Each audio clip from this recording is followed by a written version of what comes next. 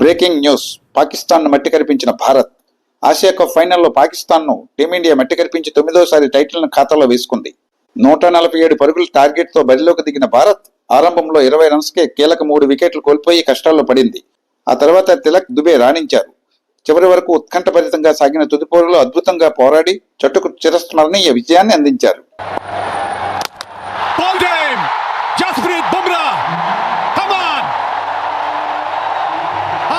का विकेट मिला है यहाँ।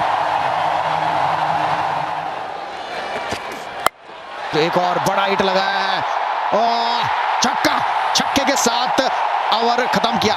17 रन आए इस ओवर में। बहुत बढ़िया सूझबूझ के साथ खेल रहे तिलक वर्मा। ये देखिए लास्ट बॉल जो थी वो धीमी गेंद थी, कटर थी और तिलक वर्मा ने स्क्वायर लेग के ऊपर बढ़िया शॉट लगाया, छक्का। और कोच जो माइक हैसन है वो उनको बोल रहे हैं कि तिलक वर्मा को ऑफ स्टंप के बाहर डाले, विकेट में ना डाले।